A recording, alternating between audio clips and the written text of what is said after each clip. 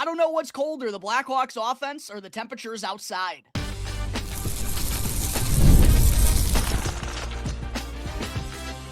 You're Locked On Blackhawks, your daily podcast on the Chicago Blackhawks, part of the Locked On Podcast Network, your team every day.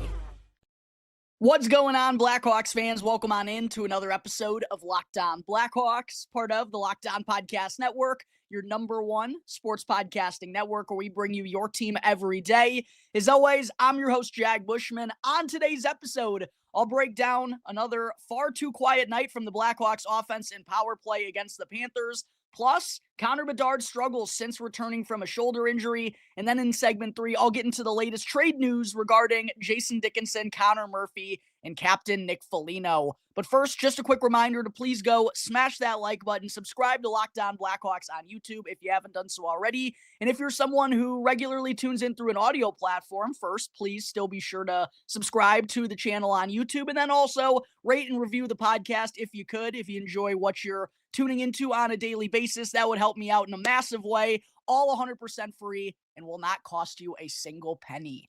All right, happy Monday, everyone. Hope you all stayed bundled up, warm, and safe during a frigid weekend here in Chicago. And if you happen to come out to one of the two Blackhawks home games over the weekend, or even if you just happen to tune in and watch on television, then I greatly apologize on behalf of the team for a couple of real poor offensive performances. First, in a 2-1 shootout loss to the Tampa Bay Lightning on Friday night. Honestly, it was a game that wasn't all that dissimilar from the front end of the back-to-back on Thursday in Carolina. The Hawks were pounced on during the opening 40 minutes, but their goaltending kept them in it. Managed to squeak out a point, but ultimately fell in the shootout. Dominic James, because of course, former Blackhawks 6th-round pick, winds up netting the shootout winner, but that at least did extend the Blackhawks point streak to 3 games. However, the offense couldn't get anything going once again last night against the 2-time defending Stanley Cup champion Florida Panthers.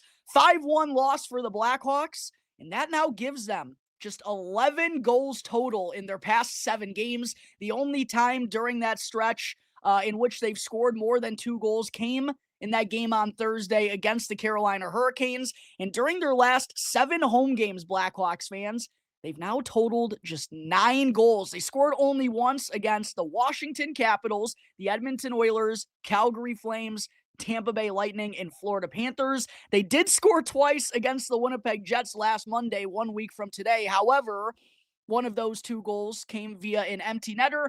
And then they also scored only twice against the Boston Bruins a couple of weekends ago. That's it. That's all the offensive production the Blackhawks have in their last 7 home games. And you can't really, because it has been such a quiet stretch now for over 2 weeks offensively, you can't really just blame the Blackhawks' struggles on the teams that they've been playing against here, because obviously Carolina is known as a very pressure-heavy, sound defensive team. The Tampa Bay Lightning also have been on an incredible run defensively, as I outlined in my preview episode.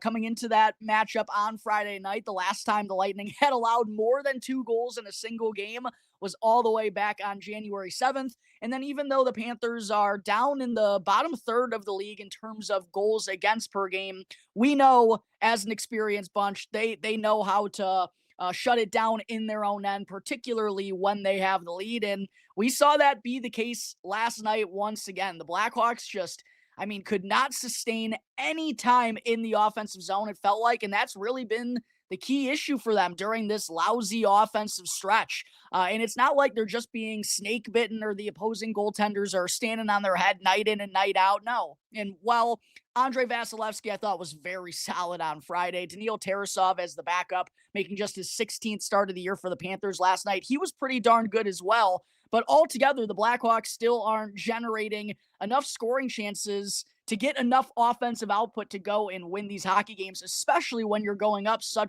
against such tough opponents. The Blackhawks have only recorded 25 shots on goal in a game once since January 12th. That came back in that 3-0 shutout win against the Nashville Predators multiple weekends again now. And they've been regularly right around 20, 21, 22, 23 shots on goal per game.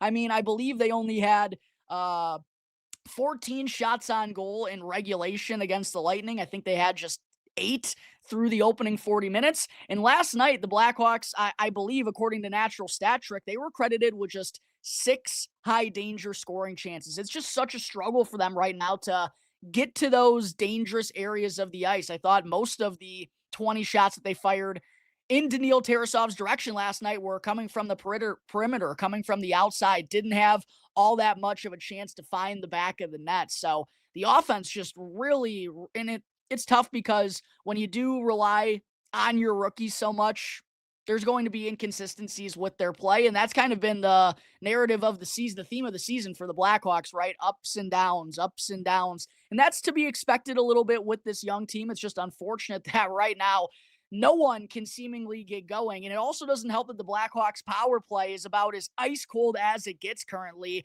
after going 0 for 3 on the man advantage last night. That now makes them 0 for 17 on the power play over their last 7 games. And it's unfortunate because the penalty kill on the other side of the special teams department, the penalty kill has been phenomenal here in 2026. I believe the Blackhawks are now 29 for 31 while shorthanded since the start of the new year. But the power play has just been letting them down big time. And it's kind of a similar story to what's transpiring at even strength. Like, there's not that many high danger opportunities being created. It feels like there's a lot of one and done situations, or the Blackhawks really aren't able to get anything set up in the own zone. And even when they do, they have a hard time getting it to whoever's playing in that bumper roll, or getting those cross ice passes, or just having enough puck movement to kind of leave the opposing penalty kill guessing and not really being sure of what's going to happen next. It feels like the Blackhawks are too predictable. They're too easy to read right now, and they're just not making life difficult enough on their opponent. And I also feel like they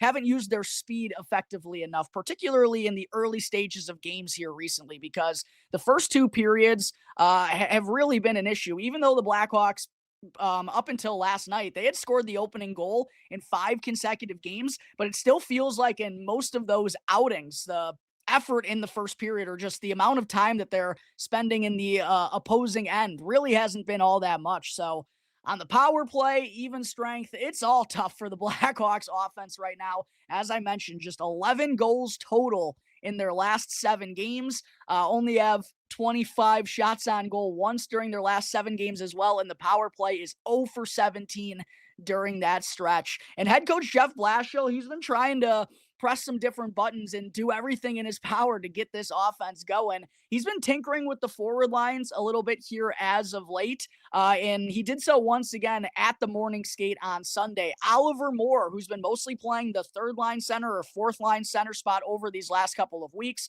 I've talked about how I've really liked how he's performed down the middle since being moved there after opening up the season on the wing. Well, he was back on the wing last night, but it was on the top line with Connor Bedard and Andre Burakovsky. Nick Lardis also elevated in the lineup. He got a look on the second line with Frankie Nazar, and then Ryan Green, who has dropped down from the top line where he's been along with Bedard and Burakovsky for most of the year when those 3 players have been healthy. But still, 5 of the 6 players in the Blackhawks top 6 last night, with Tyler Bertuzzi down on the 3rd line with Jason Dickinson and Ilya Mikheyev. 5 of the 6 players in the Blackhawks top 6 last night were 23 years old or younger. So again, this is just a remarkably young team, and it's unfortunate, but part of the peaks and the valleys, that's just kind of part of how it goes when you have such a young roster. Unfortunately, though, those lines didn't last very long, as again, there wasn't really anything going on from the Blackhawks offense in the first period. So Blashill elected to hit the blender once again. He actually said after the game he maybe regrets switching up the lines as much as he did in the early stages, and maybe not giving those guys an opportunity to get some runway and establish some chemistry together, as those are 2 lines that really haven't spent much time, if any time at all, at even strength this season. However, nothing really Blashill or the Blackhawks offense tried to do last night was seemingly working. Nazar did have one real good chance, maybe his best chance since returning from injury, off of the rush. Nice bank pass off of the wall by Ryan Green, and then Nazar was able to go wide on Panthers defenseman Jeff Petrie and let off a dangerous shot while he was driving the net. But outside of that, the second line of Green, Nazar, and Lardis didn't really do all that much. The top line of Moore, Bedard, and Burakovsky was super quiet. That led to Blashill kind of reverting back to the old trios, but even those really didn't establish all that much offensively. The only line that really had anything going last night was the Bertuzzi, Dickinson, and Mikheyev trio, which is a line I've talked about on the show. On paper, you wouldn't really think that works with one another, and I still don't think, as the team's leading goal scorer, that's like the most ideal spot to put Tyler Bertuzzi. And it does frustrate me a little bit that with Blashill changing up the line combinations, he's not giving Bedard an opportunity with Tyler Bertuzzi. And one thing I've kind of forgotten about or didn't talk about, I think, enough when I mentioned recently how I want Blashill to go back to the Bert, Bedard, Burakovsky trio. Well, the tough part about that is Bedard isn't taking faceoffs right now, and neither Bert nor Burakovsky are very apt at the faceoff dot themselves. So that's why Bedard spent a lot of time with Ryan Green. That's why, even though Oliver Moore was on the wing last night, he was still the one taking the faceoffs between those two. But listen, Andre Burakovsky, it's not like he absolutely has to play with Connor Bedard. And I do feel like if we're trying to change things up right now, you might as well, I think, give Bert an opportunity with Bedard. Maybe throw Nick Lardis up on that line. Maybe keep Oliver Moore up there on the wing if you really do want him to play the center ice position for that trio. I don't know, but the Blackhawks couldn't get anything going from their new look forward lines that they tinkered with. I'm very interested to see during practice today what Blashill is going to roll with, but doesn't really matter when your top two center icemen who you're leaning on heavily to be creating plays and making things happen offensively, and Connor Bedard and Frankie Nazar have been very quiet. Nazar, it's still pretty early. He's only played, 3 games now since coming back from that broken jaw is what we believe he suffered. So I'm going to cut him some slack there. I do feel like, while it hasn't been the most noticeable first 3 games back, I do feel like he's been getting a little bit better and is starting to get his legs underneath him a little bit. Thought the Panthers took the puck off of him a ton last night, though. And that's one thing that, with a lot of puck pressure teams that he just faced coming back from his injury, 3 of them in a row, it's not an easy thing for him to return to. But I did think that's something he's going to have to work on or get that adjustment back after missing a lot of time, is dealing with contact and finding a way to maintain possession while you're getting bodied or getting bumped into a little bit. It's been a quiet opening 3 games from Nazar, and it's obviously been a quiet stretch for Connor Bedard as well since returning from that shoulder injury. And coming up in just a moment here, Blackhawks fans, I'll talk about Bedard's quiet stretch, how it's impacting the Blackhawks, and the latest whispers of his chances of being a late addition to Team Canada's Olympic roster. But first, got to talk to you all about one of today's sponsors here on Locked On Blackhawks, which is Rocket Money. Let's be real. Managing your finances can feel overwhelming. Between subscriptions that you forgot about, bills that keep going up, and trying to figure out where all your money actually goes each month, it's easy to feel like you're losing control. And who has the time to track every single transaction or hunt down all of those hidden fees? Well, that's where Rocket Money comes in, the personal finance app that helps you take control. It finds and cancels your unwanted subscriptions, monitors your spending, and helps lower your bills so that you can grow your savings. And I personally love how it tracks all of my subscriptions and lets me cancel them right in the app with just a few taps. No hunting down customer service numbers. So go and let Rocket Money help you reach your financial goals faster. Go and join rocketmoney.com/lockedon right now. Again, that's rocketmoney.com/lockedon. As always, before I get into segment 2, again, just a reminder, subscribe to the channel. Make sure to rate and review the show if you enjoy what you're tuning into on a daily basis. And be on the lookout for my preview episode dropping tomorrow morning, where I'll go through everything to note for the Blackhawks matchup with the Central Division foe, Minnesota Wild. And then something I was also planning to get to over the weekend, but just because of the weather, I also wasn't feeling my best on Saturday. Wasn't able to get to Corey Pronman's U23 player rankings across the NHL. That's something that I'll also be diving into on tomorrow's episode. Be on the lookout for that, Blackhawks fans. Segment 2 here on today's episode, Connor Bedard just does not look like the same player as he did early on in the season since returning from that shoulder injury, as he's now played in 8 games since being cleared to return and only has 1 goal and 3 assists for 4 points in those 8 games. The lone goal, of course, was that empty netter against Jonathan Toews and the Winnipeg Jets 1 week ago, and 2 of those 3 assists that he's tallied came in the same game against the Nashville Predators a couple of weekends ago as well. So He's failed to record a point in 5 of those first 8 games back, including now 3 in a row after being held off the stat sheet once again last night against the Florida Panthers. Friday night against Tampa, too. Was just the second time this year in which Bedard has failed to record a shot on goal in a single game. He also only had 1 shot attempt in that one. That happened for just the 4th time this season. Last night against the Panthers, he did record 3 shots on goal. One of them was a nice curl and drag release that Daniil Tarasov was able to stop. However, altogether at even strength, as I kind of outlined in segment 1, was a pretty unnoticeable performance out of number 98. And with the Blackhawks offense, the rest of the offense struggling the way that it is right now, the Blackhawks and Bedard just cannot afford for that to be the case.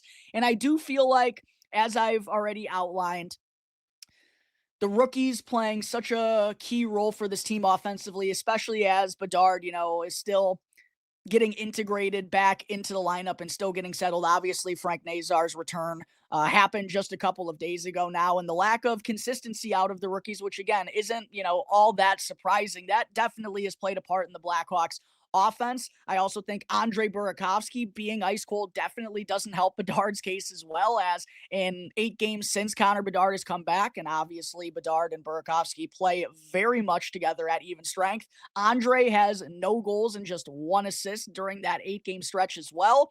And I do also think that the lack of having a real top liner, we're kind of starting to see the effects of that for the first time this season. Bedard, when he was on fire early on in the year, he was able to kind of just do enough to create both playmaking and get some goals himself in order to kind of carry the mail, but that just hasn't been the case since he's come back from injury, and he hasn't really been able to lean on someone like Andre Burakovsky to give him some help. I also feel like Burakovsky's playmaking and his speed and puck carrying into the offensive zone has not been as good as it was earlier on in the season. And then obviously Ryan Green as a rookie, I give him a lot of credit for how well he's played, but still tough to be relying on someone who's still only 22 years old in his first NHL season to be producing key offense when maybe that's not even the true nature of his game in his first season in the NHL up on the top line with Bedard, right? So I think we're starting to see the effects of that a little bit. And it was something that I talked about going into this year.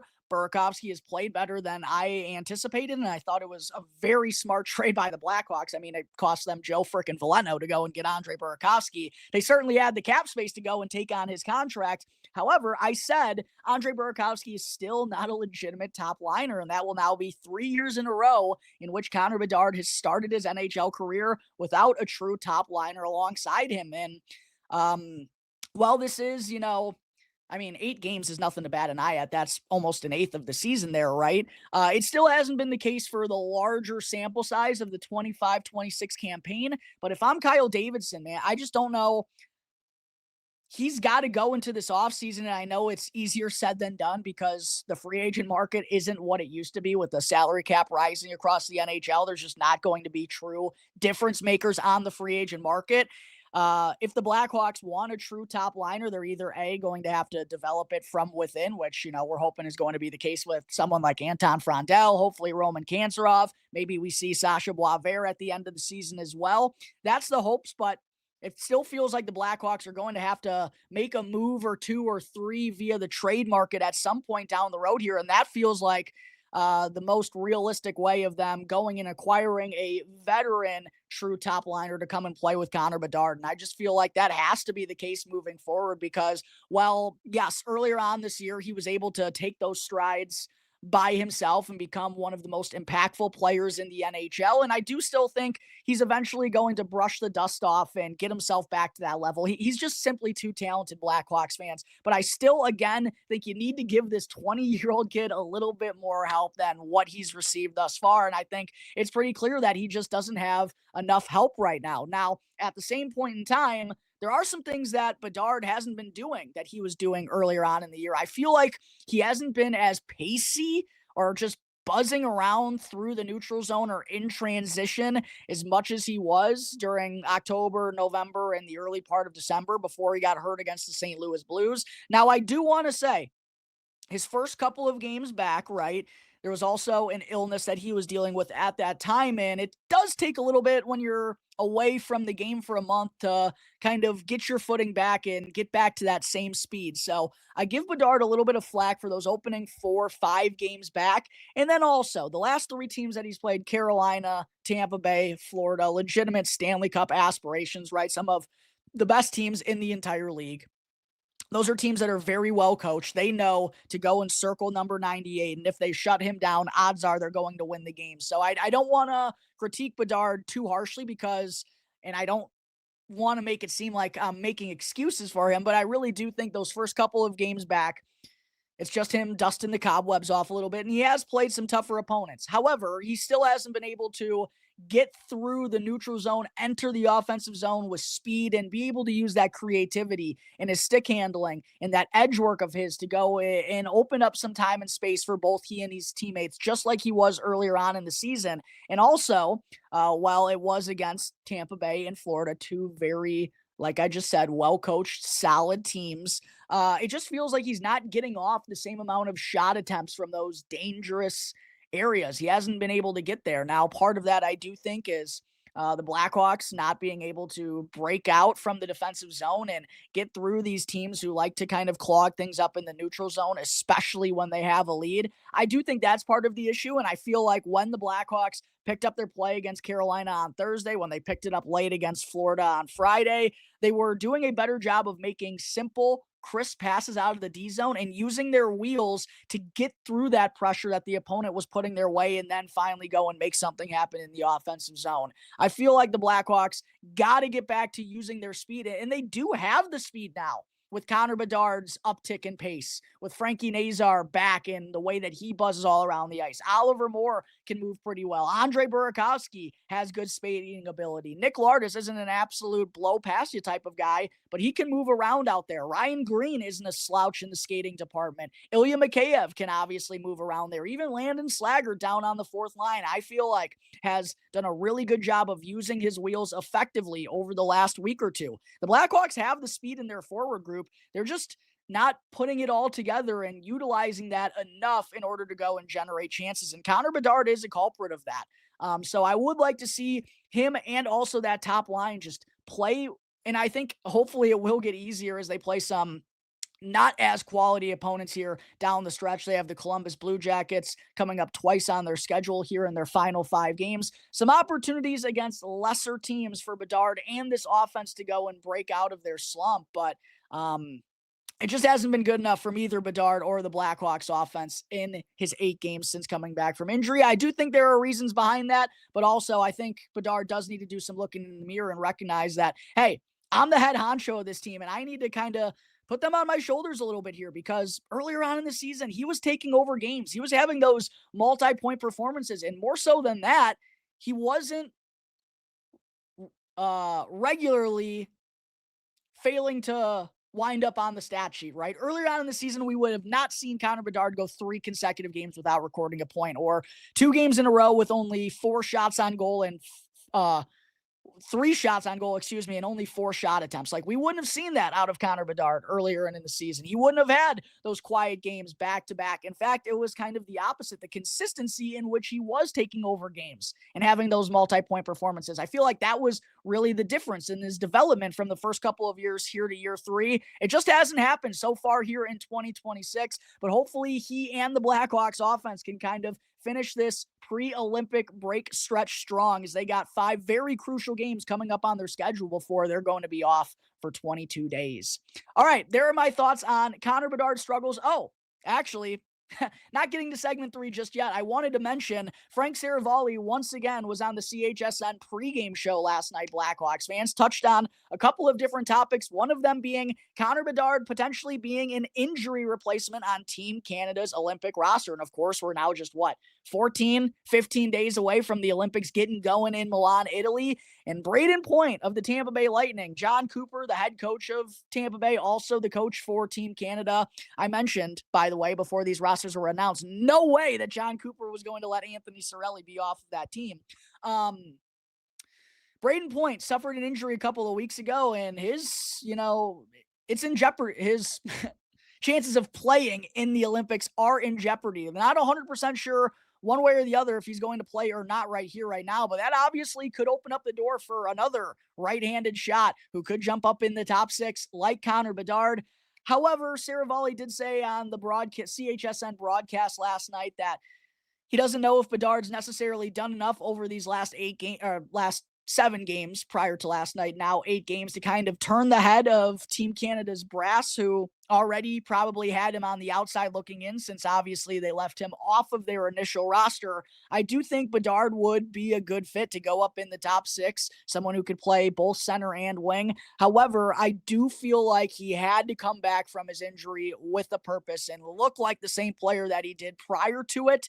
And obviously, as I just outlined, that hasn't been the case. So as I've had the same feelings on this matter, really, even going back to the summer before I knew what Bedard had in store in these first couple of months. I just had a feeling he was going to fall short, unfortunately, just because of a couple of different factors: the size, the lack of experience, maybe the defensive prowess, even though he has definitely made strides in that department so far this year. And I think just because, again, it hasn't been the most productive stretch for Bedard coming off of this injury, he does probably wind up falling short if Canada does have to, in fact, add a replacement before the start of the tournament, if Braden Point isn't able to suit up and represent his country.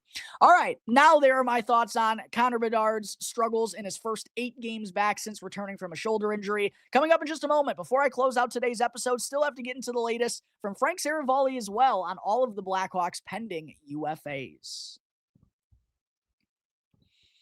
But first, got to talk to you all about another one of our sponsors here on Locked On Blackhawks, which is Quo. New year, new systems. This is the time when a lot of us look at the messier parts of how we run our business and think there has to be a better way. And there is. Streamlining your communications is one of the quickest upgrades that you can make. And that's why today's episode is brought to you by Quo, spelled Quo, the smarter way to run your business communications. Because when your team is reachable, organized, and communicating in one place, you're not just working cleaner, you're creating more opportunities to connect with customers. It works right from your phone or your computer, and you can even keep your existing cell phone number. It's no surprise Quo is the #1 rated business phone system on G2, trusted by more than 90,000 businesses, from solo operators to growing teams. So go and make this the year where no opportunity and no customer slips away. Try Quo for free. Plus, you'll also get 20% off your first 6 months when you go to quo.com/LockedOnNHL. That's QUO.com/LockedOnNHL. Quo, no missed calls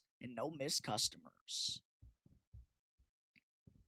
Just want to say thank you to everyone for making Locked On Blackhawks your very first listen here to start off your day. Segment 3, before I wrap things up, Frank Saravalli also mentioned a brief update on players like Jason Dickinson, Connor Murphy, and captain Nick Foligno, who are obviously all in the final years of their current deals and very well could be on the move ahead of this year's trade deadline. First off, Saravalli confirmed that the Blackhawks are still expected to be sellers, even though they have a pretty solid 7-5-1 record here to kick off 2026 in their opening 13 games.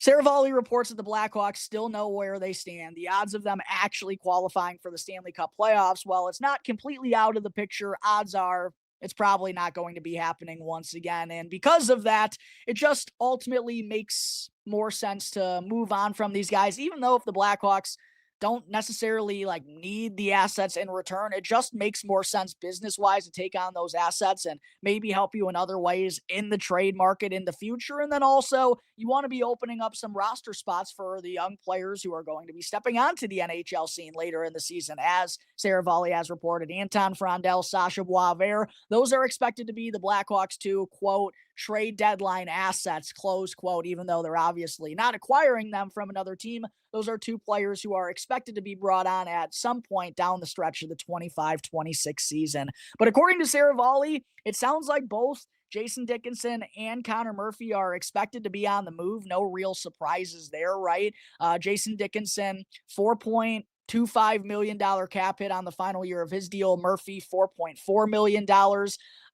Murphy, obviously the longest tenured member of the Blackhawks, has been here all the way back since the 2016-2017 season, if you believe it or not. And he actually just passed Marian Hossa for I want to say it was 25th or 24th most games in Blackhawks franchise history. But just with the direction of this team, the age of both of these guys, and also you want to be opening up those positions for some other players potentially down the stretch. Connor Murphy, right-handed defenseman, probably want to get Sam Rinzel established back up in the NHL to give him some opportunities. Jason Dickinson playing the third line center spot. While the Blackhawks don't have like a luxury of riches down the middle, I feel like with Oliver Moore's success, you probably want to keep having him play center.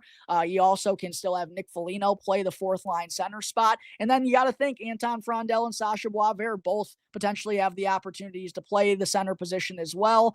Just with Dickinson's age, also the way he's kind of been banged up, it is ultimately time to move on from both of those two guys. However, as I outlined a couple of days ago, I'm very interested to see how the Blackhawks, should they trade both of those two, are going to handle their retained salary situations, because they're still retaining salary on Seth Jones for this season, and that leaves them with only two opened retained salary spots. And it feels pretty likely that Dickinson and Murphy would need to be retained in order to be moved, or at least get as good of assets as you would like to have back. And then there's still Captain Nick Foligno, who also is in the final year of his current deal, $4.5 million AAV. Saravalli reports that Foligno could get moved if someone comes calling and he decides that he does want to go and, if he does want to go and chase a Stanley Cup. But as I talked about last time when I touched on this subject matter, it does feel like the ball is fully in Foligno's court here. We know how Kyle Davidson handles these situations. He's going to do right by his player, and he's going to do with whatever Foligno ultimately decides to do, whether that's stay here for another year. I predicted that he'd be signing a 1-year contract extension to remain a member of the Blackhawks, but at the same point in time, who knows what he's thinking when the clock is inevitably ticking and he doesn't have, too many years left in the NHL. Wouldn't blame him whatsoever if he did decide to go and chase a Stanley Cup with another team. We're just kind of going to have to wait and see on that front, but I do expect both Dickinson and Connor Murphy to be traded. With Foligno, though, him having a $4.5 million cap hit, you would think the Blackhawks probably need to retain on him in order for him to get moved. Even with teams having more salary cap space, $4.5 million for Nick Foligno is quite hefty, and they obviously don't have the room to retain on all three of those players. So that'll be very fascinating to see what winds up happening there. Ilya Mikheyev, by the way, I thought it was interesting that Frank Saravalli did not mention him, and he also is in the final year of his current deal. But as I've talked about on the show, not all that long ago, the Blackhawks were expected to reach out to Mikheyev's camp to see what he wants to do for his future. And if he would be willing to sign a contract extension, I think that's what's going to happen. I think the Blackhawks have really enjoyed what Ilya Mikheyev has brought to the table. He's been phenomenal defensively, one of the best penalty-killing forwards and defensive forwards in the entire league. He's had a really strong season and really strong 2 years here with the Blackhawks since being acquired from Vancouver. If they did ultimately elect to re-sign him, I would have no problems with that at all. I do think, a long-term deal for Mikheyev, like 4 years, wouldn't be the smartest thing in the world, but 2 to 3, I would like to have him back because I think he just sets a good example. And I think the way that he plays, I really do believe that's how Oliver Moore can play one day down the road. So I think Saravalli not mentioning Ilya Mikheyev's name is super notable. Honestly, I'm expecting a contract extension to get done by the two sides. And then Saravalli also did not mention Matt Grzelcyk, but personally, I too would be a little surprised if he didn't end up getting moved, just because I think they want to be opening up a spot on that third pairing for someone like Kevin Korchinski and on the second power play unit. I mean, you might as well go and see what KK has in store in the second half of the year. That's really what it's for, right? So Grzelcyk and Murphy, I think you want to open up those two spots. It's going to make for a very young back end, but also will make for a very fun blue line to watch. I am still expecting Matt Grzelcyk, who's been okay after signing a PTO to come into training camp in Chicago here, hasn't really done anything offensively, but also I've thought has held up better defensively than I anticipated and has some of the better analytics for the Blackhawks all season long. So for $1 million, I think someone would be intrigued enough to go and add Grzelcyk as a number 6, number 7 defenseman for a Stanley Cup playoff run. But there is the latest from Frank Saravalli on the Blackhawks trade front as Trade Deadline 1.0 is coming up here. The Olympic break feels like it's a little mini trade deadline before the rosters freeze up. But that's going to take care of today's episode of Locked On Blackhawks, everyone. As always, thank you all again for joining me on the show. Be sure to subscribe to Locked On Blackhawks on YouTube. Follow Locked On Blackhawks for free as well wherever you may be listening to your podcast. That way you don't miss out on any of the latest episodes as soon as they become available. I'm your host, Jack Bushman. Give me a follow on X at Jack Bushman2. My Strictly Blackhawks account is at Talkin' Hockey. Check that out so you don't miss any of the latest Blackhawks news and updates. Until tomorrow's episode, everyone, stay warm, stay safe, have a great rest of your Monday. I'll see you next time on the Locked On Blackhawks podcast, part of the Locked On Podcast Network, your team every day.